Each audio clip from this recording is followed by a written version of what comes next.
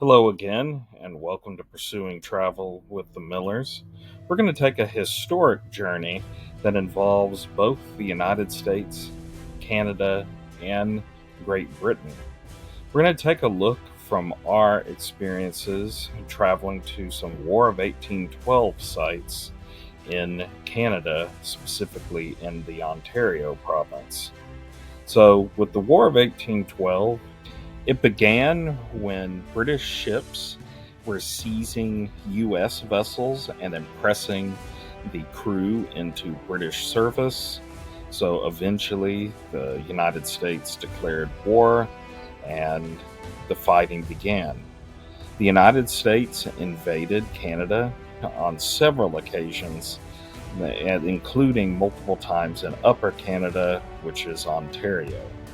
One of these sites was Fort George, which is near Niagara Falls in Niagara-on-the-Lakes, and it was built in 1796. It guarded Niagara with the United States just across the river, and it was one of the main forts during that time period.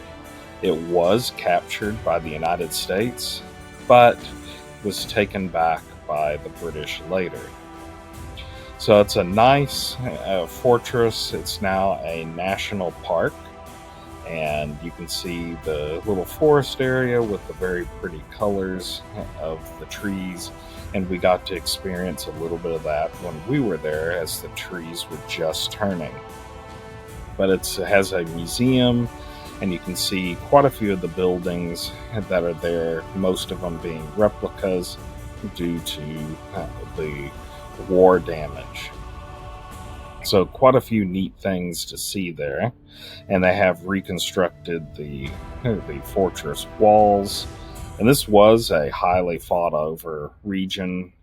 As it's mentioned there, in May of 1813, the Battle of Fort George occurred. And the big strife that was going on during this time was the U.S. trying to take over the area around Lake Ontario, and they hoped to annex Canada.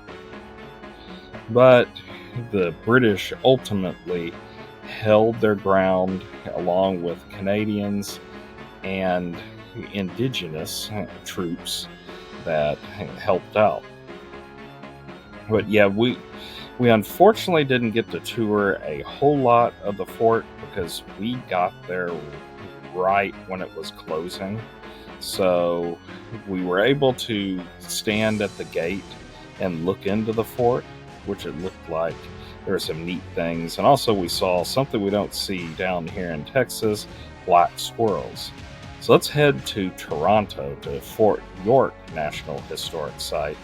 Also a 1700s fort, guarded old Toronto, which is York at the time. And it was also attacked by the United States and was destroyed. It was actually destroyed by the British, who set a delayed fuse that blew up the fort when the United States entered. And the Parliament of Canada was located there and was destroyed. The U.S. actually came in and destroyed that building, and later the British burned the White House in Washington, D.C., partially as payback for that destruction.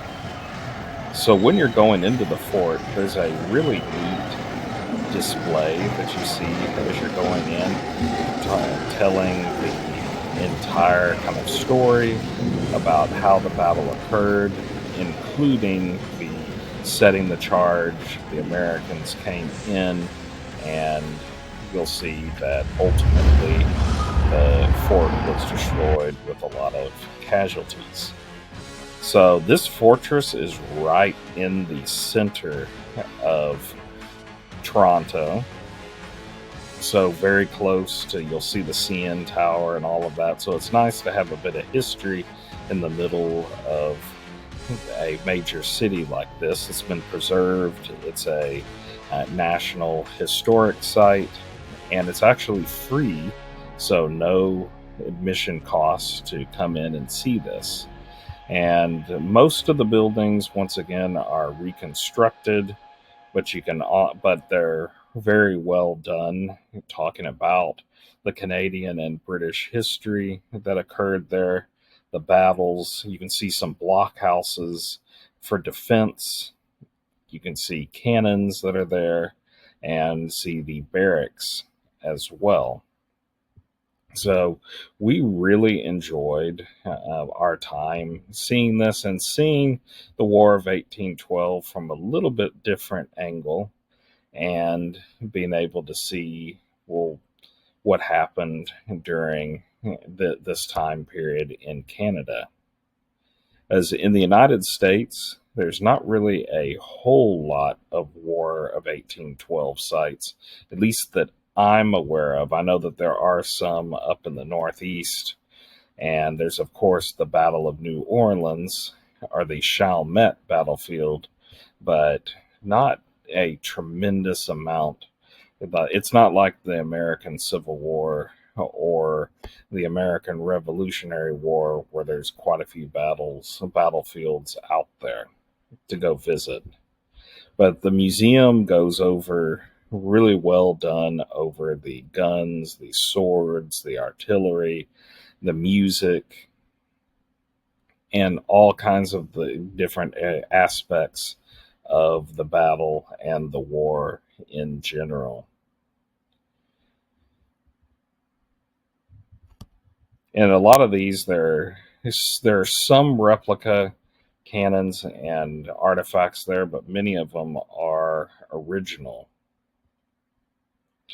So let's take a listen to some of the music of that time period.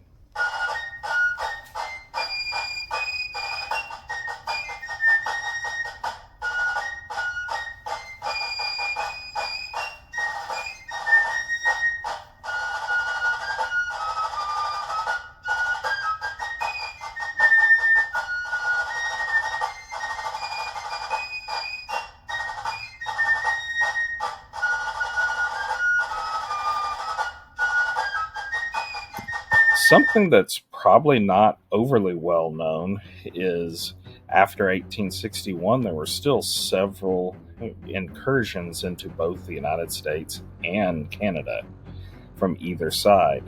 The Confederacy during the American Civil War invaded the North from Canada on several small raids, and then there was a Irish force that came from the United States and tried to invade Canada, which was still British at the time.